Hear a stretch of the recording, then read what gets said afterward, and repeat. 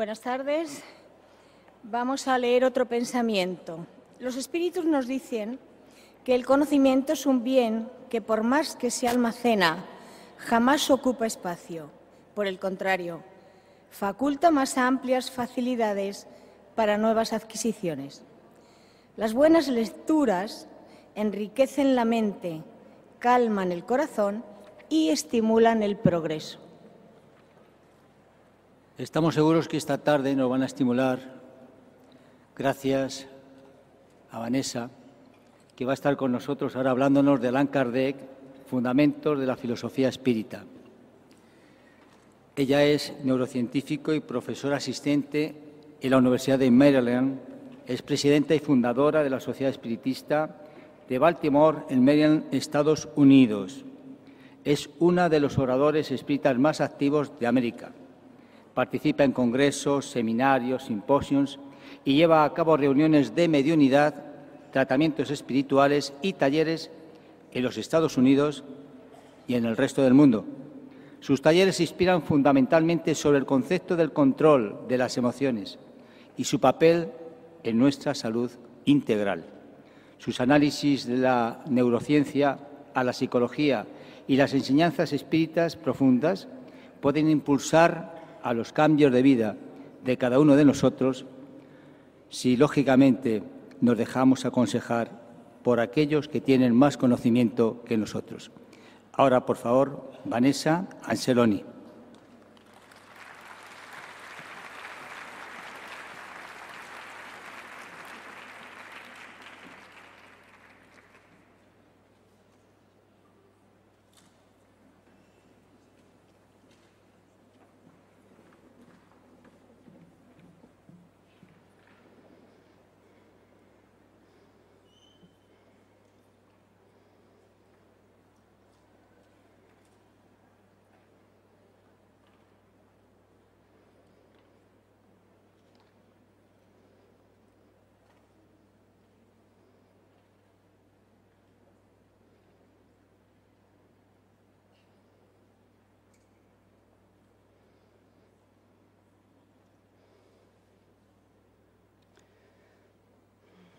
Estimados hermanos y hermanas espíritas, me gustaría muchísimo hablar en el español, mas ahora invito a vosotros para juntar fuerzas conmigo para podemos hablar un otro idioma que necesita de enseñamientos también sobre el espiritismo, la lengua inglesa. Welcome everyone. We're going to begin now our session on reflections about Allan Kardec and the fundamentals about the Spiritist philosophy. To talk about Allan Kardec and the fundamentals of the Spiritist philosophy, we need to recall the amazing spirituality of Kardec himself and his wife, Amélie Gabrielle Boudet. We know very little about herself and the much that he, as Allan Kardec himself and his wife, have provided to all of us. It reminds me of the story of this master who was often available to the public when an apprentice came to him.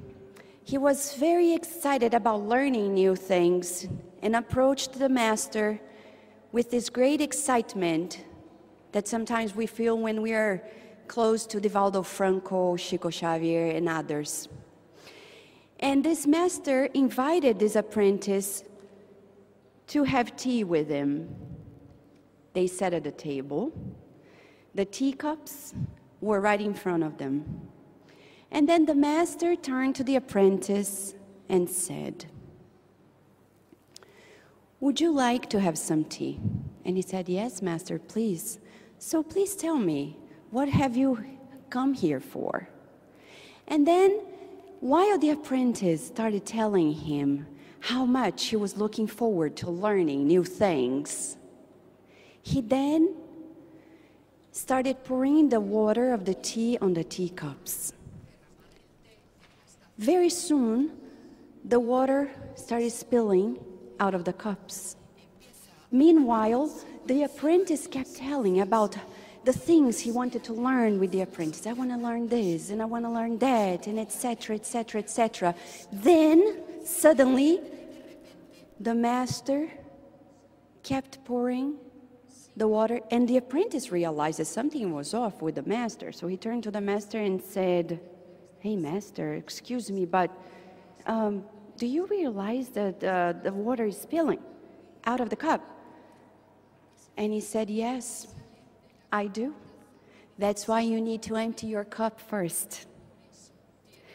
Allan Kardec was the type of apprentice in life that no matter his 55 years of experience in life, he had his teacup emptied out when he was before the Spiritist phenomena.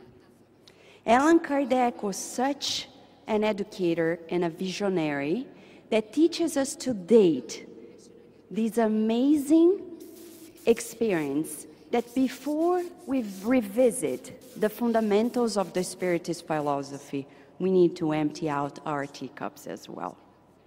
Otherwise, we'll mix the teachings with everything else that has come, the loaded baggage that we bring from many experiences. When Allan Kardec got to know of the teachings before he published the Spirit's book, he had a choice. How many were the people who actually got to know of spirit phenomena at the time? Many. William James, Ernesto Bolzano, William Crookes, and many others. But Allan Kardec was different. He could see the therapeutic features behind the spirit phenomena. As Carol Bowman yesterday showed to us, beyond the evidences of life, we need the healing therapy of life. What is the use to us knowing that we reincarnate if we don't know how to deal with the facts that we bring features from previous lives that need to be recycled? Allan Kardec was such a visionary that at his time, he got married to a woman that was older than him, which was quite unusual. And second, he used to share with her his thoughts, feelings, very much like the second president of the United States of America, John Adams, quite unique in his marital skills. Like Kardec, he used to share his visions, his understanding, his strategies for the foundation of the new country in the Americas. Allan Kardec then one day, with all the teachings at hand, before the publishing of the Spirit's book, he turned to his wife, Amélie Gabrielle Boudet, and said, "Amélie, if these teachings are good and useful for us, if they are truly transformative, it shall be transformative to others as well," the educator's vision. And then he compiled in such a way that the Spirit's book is now a manual for our souls. We often say that people sometimes claim that they need manuals to understand one another. Well, actually, since 1857, we got a manual for all of us. So if somebody doesn't understand us, we hand them the Spirit's book and say, "Here you go, the manual and the map of my soul." The same for all of us. When we read it, we get to know pretty much how the dynamics of our psyche works, and then how we can improve it and transform itself. This is what Allan Kardec did to all of us. He then proposed that we should meditate about who we are, what happens to us, beginning with our foundation. We are nobody without God. God is this omnipresent presence in our lives.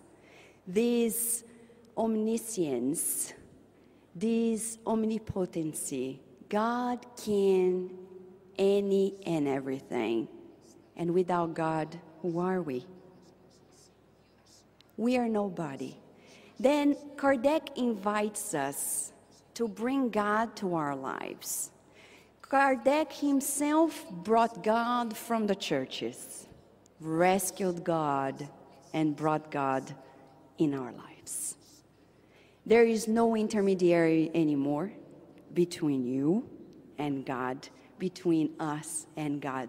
The distance between us and God is non-existent because God is this omnipresence, is this present, constant presence in our lives. Does it change the way we feel about life and ourselves?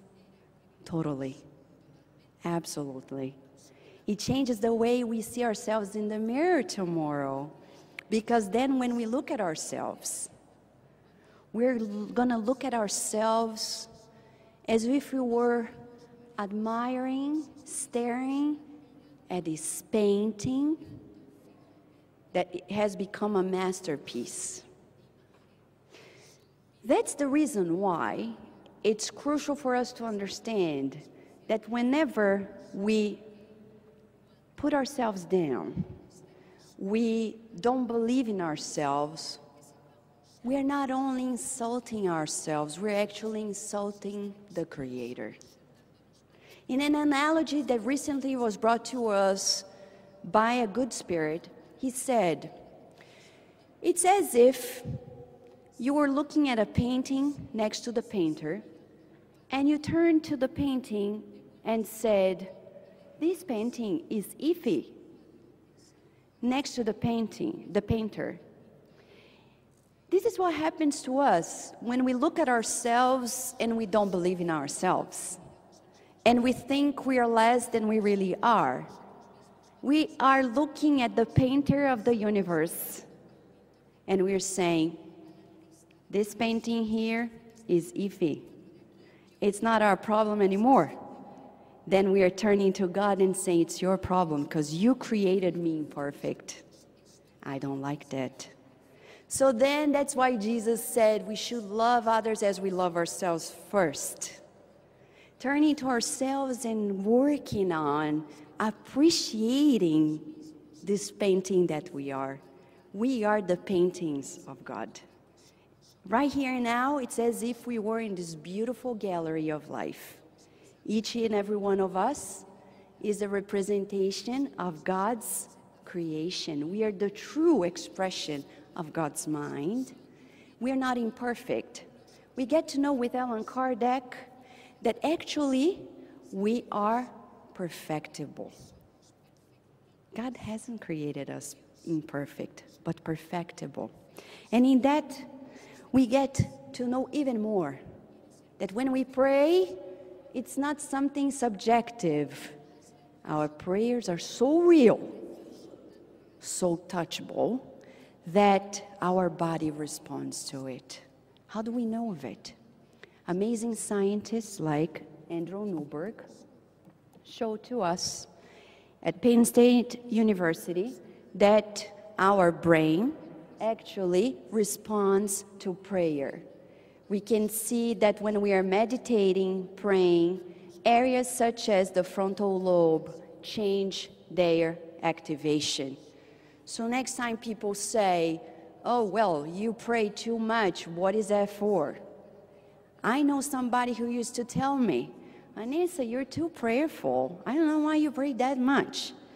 And then one day I got the answer, which probably came from the skies, because I was flying last year from Belgium to the United States.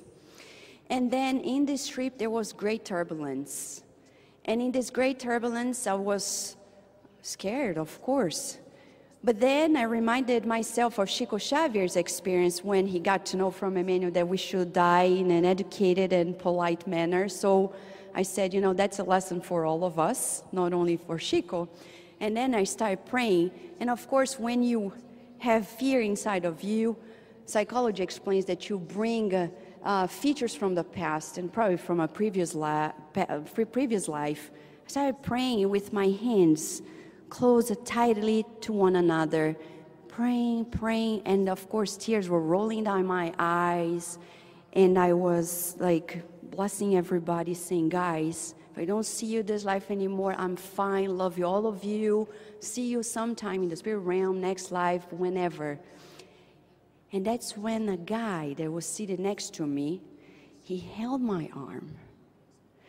He was probably 2 times taller and bigger than I am. He asked me, can I hold your arm? And I said, please go ahead, because we're going to die anyways. Fine. And then I was like, oh my Lord. And then praying. And then suddenly the turbulence was off. I breathed deeply. He did as well. He started talking to me, and then we started chatting. I shared with him about the Spiritist magazine, and then he shared about his projects in Liberia, Africa, which was quite interesting. He's an engineer who is close friends with the president of Liberia, started talking about a foundation that exists in the United States to help Liberia, a country that I heard about but didn't know much. And then I got this information, should pay closer attention to that. We started, when we landed in Baltimore, Maryland, we kept contacting each other. They invited me over for a conference call in their organization. And then suddenly, I was immersed in these Liberian projects. The SSB put together this immense book drive of hundreds of pounds of books. And in the next 6 months, we had hundreds of pounds of books that were sent to Liberia, thanks to turbulence and prayer. So Kardec was right. Prayer is something so real that it not only connects us to God, but connects us to one another. And in that regard, Andrew Newberg proved to us that Kardec's statement is very likely to be true. That though,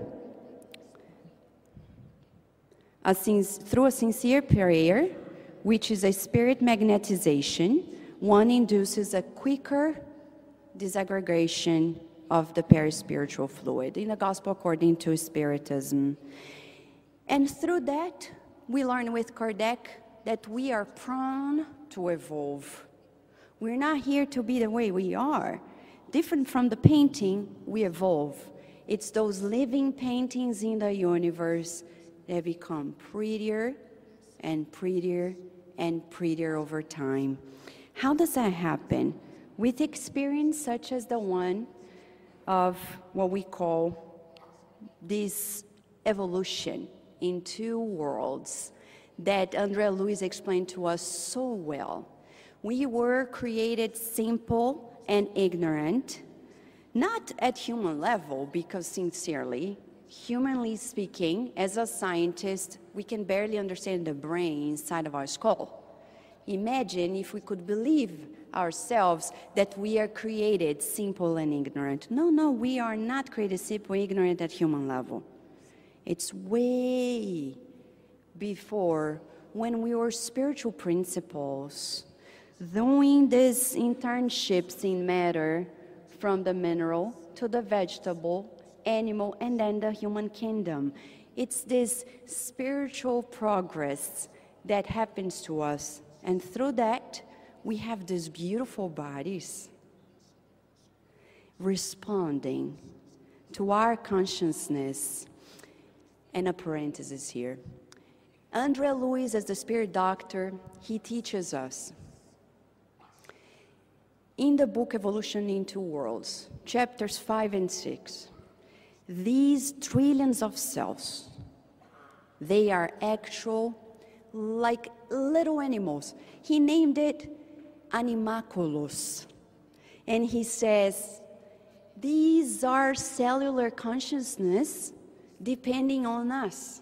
So next time you go home and feel alone, be in solidarity with the little cells in your body. When Dr.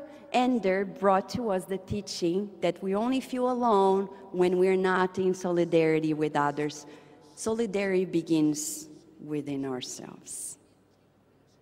We cannot enslave anymore the physical bodies. For centuries, probably millennia, we have been enslaving the physical bodies, giving it junk food, not giving it proper rest, not giving it the proper care. So in the United States of America, we teach our children at the Spirit Society of Baltimore how they should actually learn this practice of patting the body, treating the body as if it were a pet. And we adore pets, cats and dogs and birds, whatever they are, but we have pets here. Like André Louis said, these little consciences, they need ourselves. Do you talk to them? Sometimes we are physically impaired, and then we start being angry at those parts of our body. With the teachings of Allan Kardec, we learn that we should actually appreciate it because they are simply responding to our commands. Our bodies, we cannot enslave it anymore. Sometimes we starve it to death. Sometimes we don't give it the care that it's needed, the proper hygiene sometimes, or the proper outfit to show how this temple is respectful as well, as beautiful as it may be, but respected. We should be reverent to those cells, respecting the nature of all of them. So in this process of evolution, Allan Kardec is teaching us that here lies actually this order of higher life of evolution.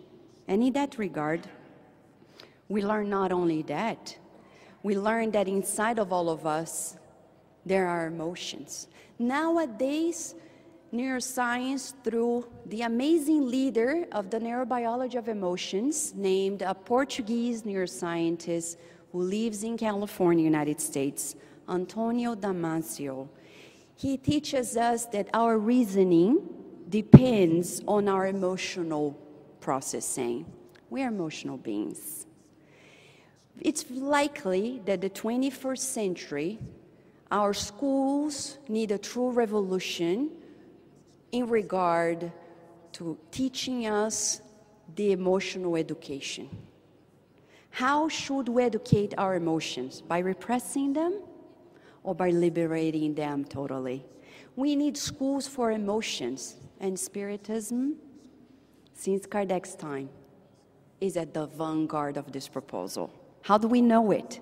In the Gospel according to Spiritism, we get to know that our emotions are things that evolve. This is actually in chapter 11, item 8. In the first paragraph of this item, Kardec is teaching us, through the teachings of the spirits at the time, that actually emotions, they evolve from instincts. From instincts, we get it to sensations, from sensations to actual feelings.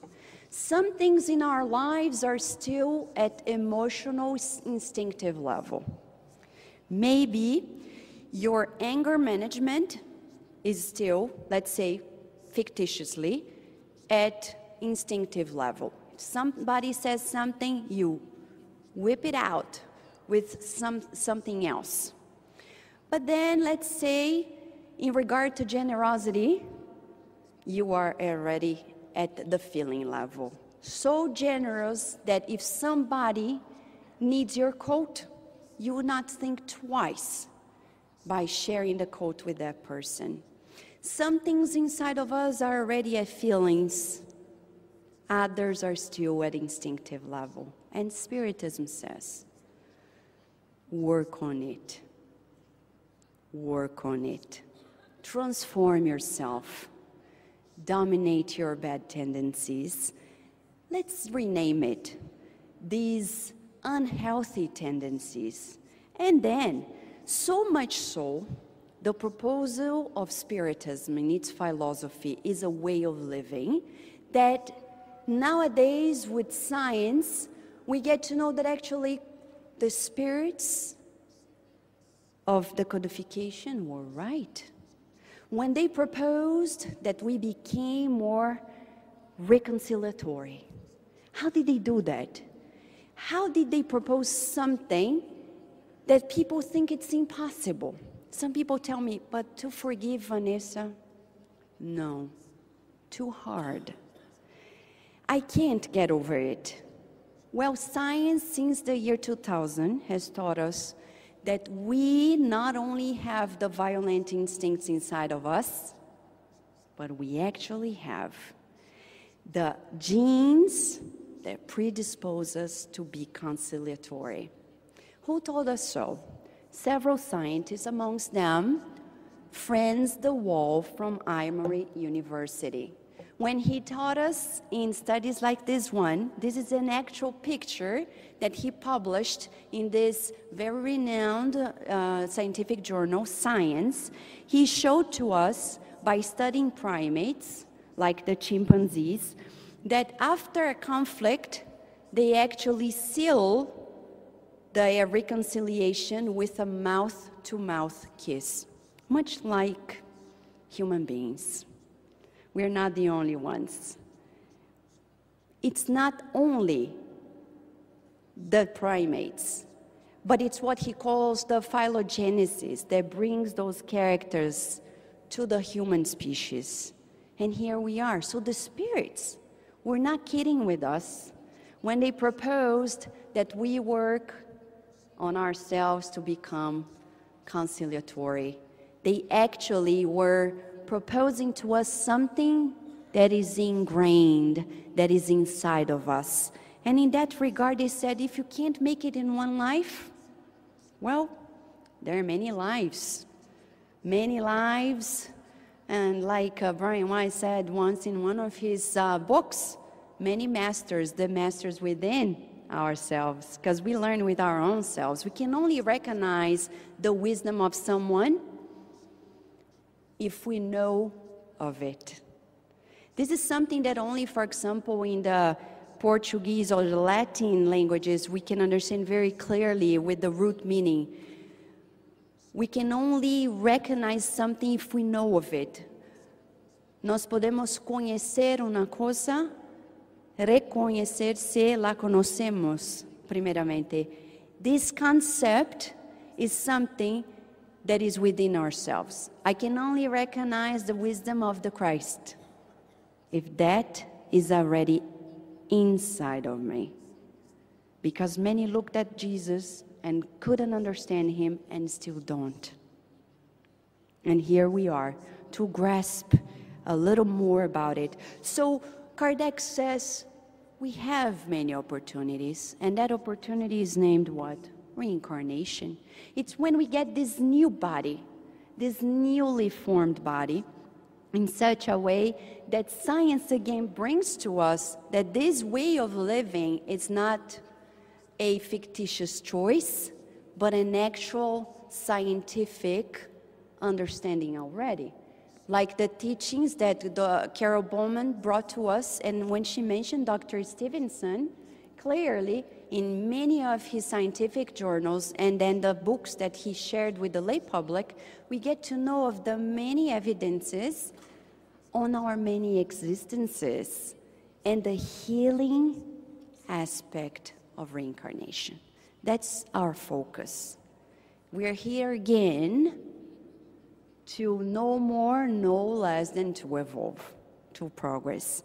And in that regard, we get to know with Spiritism that sometimes in between these lives, we'll feel this uncertainty. An uncertainty that has a wisdom in itself. A wisdom that Deepak Chopra clearly states to us that belongs to the laws of life. And that's why Jesus says, do not resist evil or the changes or the uncertainties of life. They are teaching us something. Deepak Chopra, in other words, teaches us as well to bless this uncertainty of the new in each and every reincarnation, because there are many people who are reincarnated, but they have not spiritually reincarnated. They are still attached to previous lives' personalities. How many of us are seated here feeling that it's just a part of us here, and another part of us is living elsewhere? Sometimes at our home countries, sometimes at countries that we lived before. Personalities that sometimes were so strong that still don't allow us to form this more homogeneous personality. Why? Because we are afraid of the new. We are afraid of the new environment, the new family, the new circumstances that surround us all.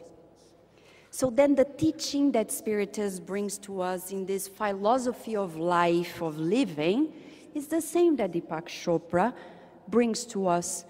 And we bring Deepak Chopra and others here to show how Allan Kardec was bringing to us universal teachings, teachings that are widespread in all different cultures.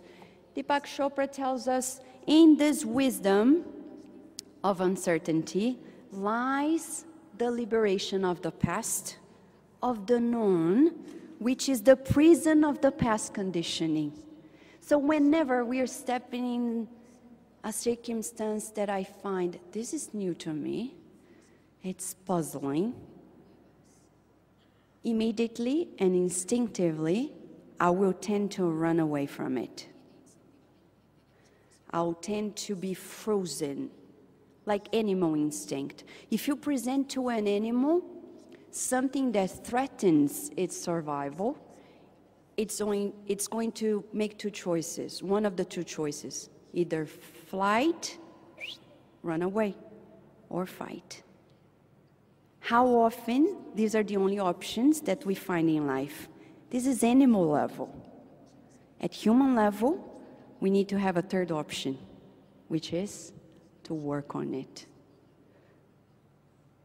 Tara Brach, this amazing psychologist from Washington, D.C., she wrote this book, Radical Acceptance. Same teaching as Jesus. Do not fight against, do not resist evil. The evil of uncertainty, of the unknown, of the not knowing. What do? We surrender to it. And she teaches us practically how? By breathing.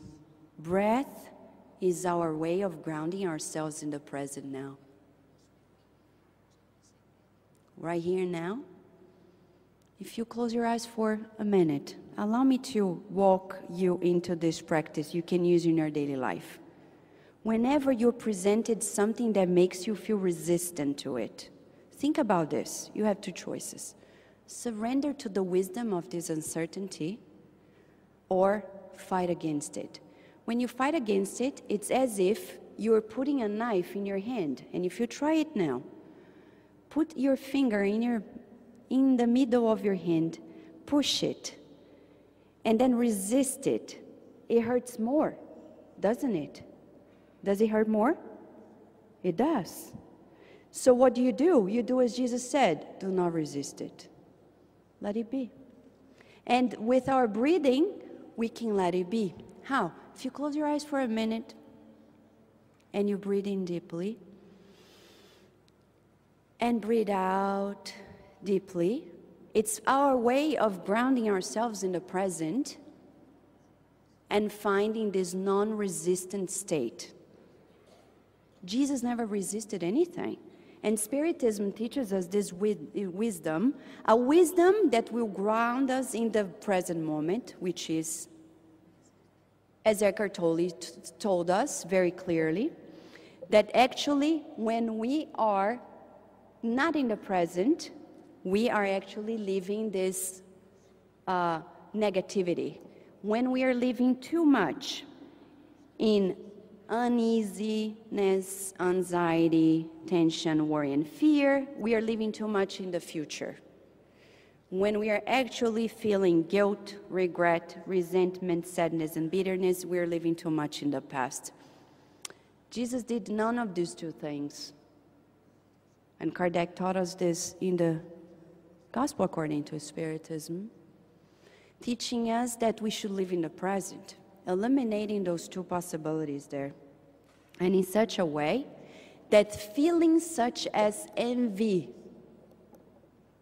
become non-existent. Science in the year 2009, through a Japanese group, showed to us that envy is so painful that it stimulates in our brain areas such as this, which is named the anterior cingulate cortex.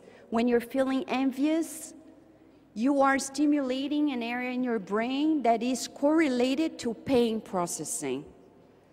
That's why the Japanese researchers wrote this article in the journal Science. First paragraph, they say, of all the sins that people talk about, envy is the only one that has no pleasure in itself but pain. Why? They researched on it, and they saw clearly that envy is painful. We can tell clearly that envy, people who are feeling envious, they are in extreme pain. So those feelings are to be eliminated through our experiences in a reincarnation, in such a way that we learn that this, what we call the La Reforma Íntima, the inner transformation, it's a process.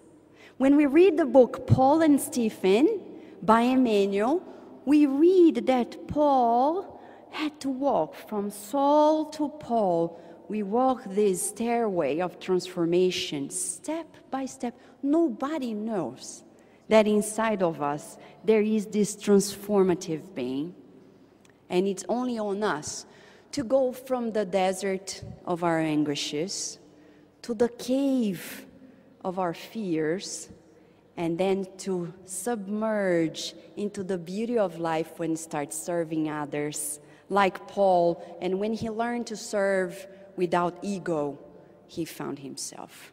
He became one with Christ. He became one with God in such a way that he got to know that we're never alone. We are surrounded by this cloud of witnesses everywhere and elsewhere, all the time. This is one of the fundamentals of the Spiritist philosophy that transform our lives. When we learn that actually the spirits interact with us in such a way that Kardec asked the spirits, is it possible that the spirits see our thoughts and influence in our actions?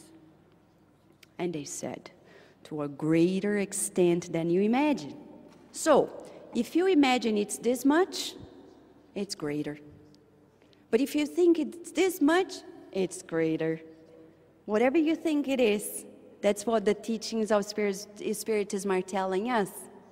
It's greater. So we need to watch out. We need to pay attention. We need to turn the eyes to the inside of us and observe what's happening here now. That's why emotional education is going to become key for the social transformation on Earth on the 21st century. And certainly Spiritism plays a role in that regard. Our Spiritist centers need to be empowered to put together programs aligned with the Spiritist philosophy to educate not only our next generations, but the generations that are still living here to be transformed emotionally speaking. As an American friend told me once, Vanessa, I find in the Spiritist Center a true school for emotions, for emotional and spiritual education.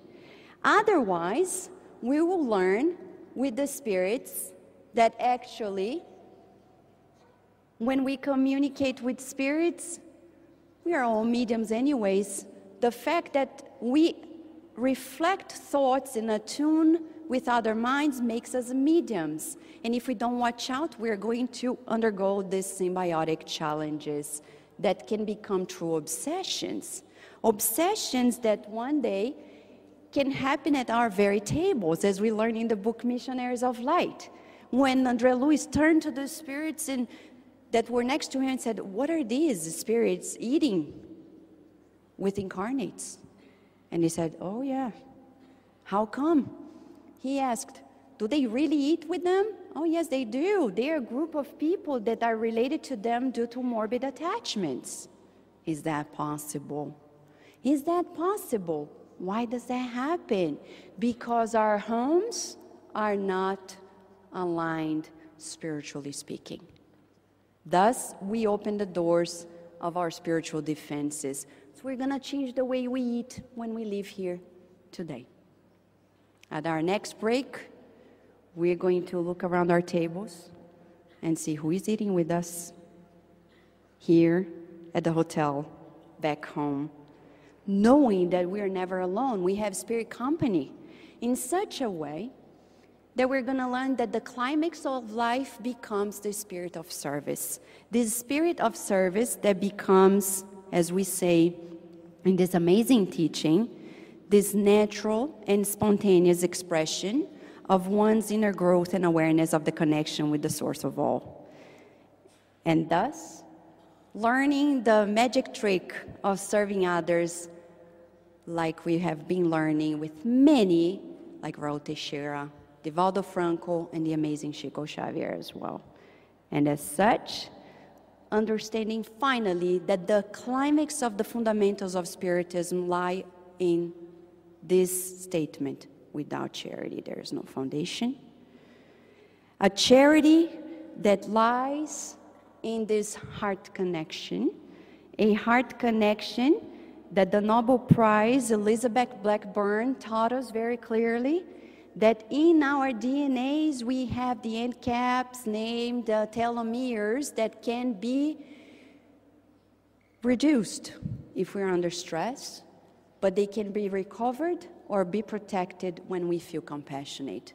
The Nobel Prize of last year in medicine taught us many lessons, and this one. So we can truly raise our consciousness to other levels, as was taught by Robert de Ropp, the biochemist that taught us that we need to go from this deep sleep of dream state into higher levels until we reach the so-called cosmic consciousness. It's this secret charity that Jesus taught us so well. When he was among the disciples, and the disciples couldn't understand or grasp what it means to be charitable, and Jesus said, it's this compassion. And if you don't know what it is, it's like this guy. He didn't have any money, but he decided to be charitable in a different way. He said, I'm going to help others in a different way. How? By eliminating bad thoughts, by not allowing people to speak ill of others, by avoiding completely not sharing the goodness of others with one another, until he understood actually that whenever people were angry, they were actually not feeling well in their minds. One day, this guy, Jesus said, just like ourselves, he crossed over and he was in the spirit realm. He was there, seated, waiting for his turn to get to this inner reflection, and the angel came along and offered him the crown of secret charity. And Jesus told us, it is in this secret charity that lies the secret of our lives. Like we've learned with André Luiz and Chico Xavier, these teachings that may bring us into true connection with the missionaries of light, allowing the messengers of the beyond to come true and present themselves, and not only that, but unfolding our evolution in two worlds, so one day we can reach the no solar of our hearts. Thank you very much.